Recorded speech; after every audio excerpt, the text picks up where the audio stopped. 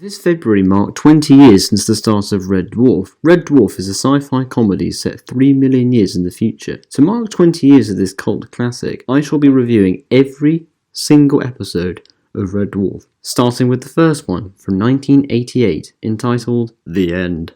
The opening shot is fantastic. The long drawn-out nature of the shot hammers home a sense of isolation which will become more prominent later in the episode and the series as a whole. The music accompanying the opening shot of the ship is also quite atmospheric, for the same reasons as to why the opening shot is so drawn out. This is essentially the Red Dwarf theme tune until Series 3, where the more recognisable theme is introduced. The dull and bland grey sets add to the tedious lifestyle of the main characters, Lister and Rimmer. From the off, their back and forth dialogue is a highlight of the episode. It helps that Lister and Rimmer are total polar opposites, and this effectively drives a lot of the Red Dwarf plots.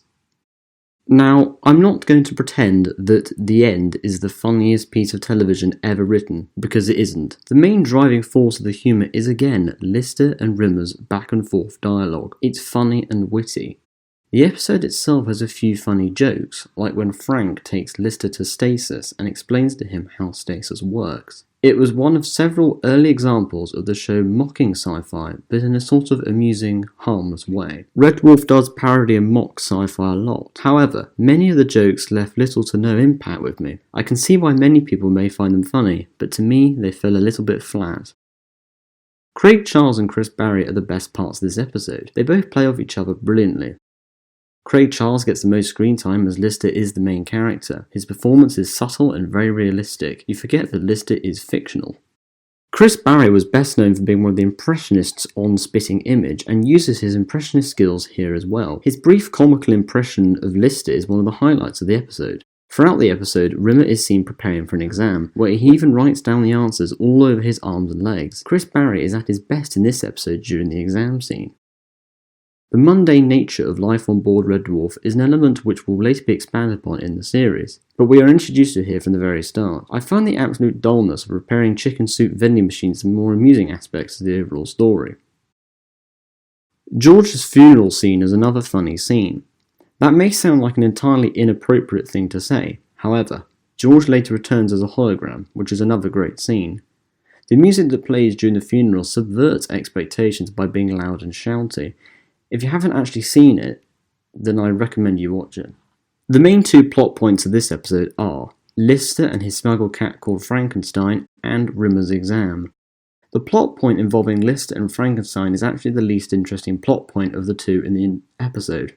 The entire purpose of Frankenstein within the episode is the result in the eventual introduction of the cat, after 3 million years of evolution. Danny John Jules is great as the cat, but he only appears at the end. The Frankenstein plot point isn't actually touched upon that much, considering how important it is in the grand scheme of things. The lack of attention given to it is an issue, however the scene between Captain Hollister and Lister where they discuss Frankenstein is a highlight. The plot point involving Rimmer and his exam is fantastically done. It's mainly the build-up. A good joke always requires good build-up, and this is no exception. Rimmer spends most of the episode preparing for his exam as mentioned. He writes the answers on his arms and legs. This shows the audience how inane Rimmer can be as a character. It establishes his main character quirks and his almost OCD levels of obsession with tidiness and order. As this is not the main plot point, you don't really notice it until the climactic exam scene itself. The exam scene is brief but brilliant. Chris Barrie effectively carries the entire scene. There's little to no dialogue, and it's Chris Barrie's body language and facial expressions that really sell the joke. It's quite possibly one of my favourite scenes in the entire first series. The most talked about part of the episode itself is definitely the final 10 minutes or so, when Rimmer faints during his exam and Lister gets put into stasis and the cat is introduced. Rimmer's deliriousness as he is wheeled from the exam room as Lister is taken to stasis is a small but humorous moment. It's established that Rimmer has sat and failed this exam multiple times, and I just love that Lister doesn't seem remotely shocked or surprised to see Rimmer in this state. Where is everybody on? They're dead, Dave. Who is? Everybody, Dave. What, Captain Hollister? Everybody's dead, Dave. What, Todd Hunter? Everybody's dead, Dave. What, Selby? They're all dead. Everybody's dead, Dave. Peterson isn't, is he? Everybody is dead, Dave. Not Chen. Gordon Bennett, yes, Chen, everybody. Everybody's dead, Dave. Rimmer! He's dead, Dave. Everybody is dead. Everybody is dead, Dave.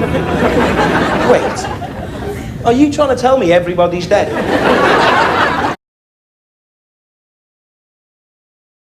The moment when Lister exits stasis is one of the most quoted scenes in the history of Red Dwarf. Everybody's dead, Dave.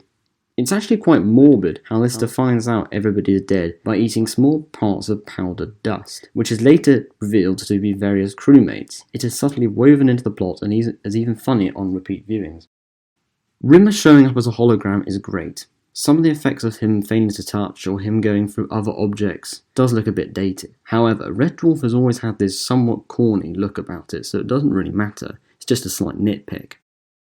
The cat's introduction is brief but great. You get a good general idea of what this character is like. Vain, self-obsessed, basically a cat. Danny John Jules doesn't have much to work with here, but what he does work with is great. Holly's present throughout most of the episode, though not much attention is given to him. The final 5 minutes are a highlight for the character in this episode, mainly because he actually has noteworthy lines to say. Norman Levette's flat and lifeless delivery is great, and it's fantastic that Holly is effectively a senile computer. And so, the main cast are introduced. The Red Dwarf ship is sent on a course for Fiji, and the premise for Red Dwarf is in motion. The first episode of Red Dwarf is best remembered mainly for being the first episode, and not much else besides. People talk about the final 10 minutes or so, but there's a lot more to this episode than I initially thought. The episode is great. It's half an hour and the pacing is quick and brisk. Craig Charles and Chris Barry are the absolute highlights of the episode, bringing wit and personality in abundance. Next time, I shall be reviewing the next Red Dwarf episode, Future Echoes. If you liked this video and you are interested in what else I do, why not check out my other videos that I've made so far? And if you're really interested, why not click subscribe and hit the bell so you never miss a video.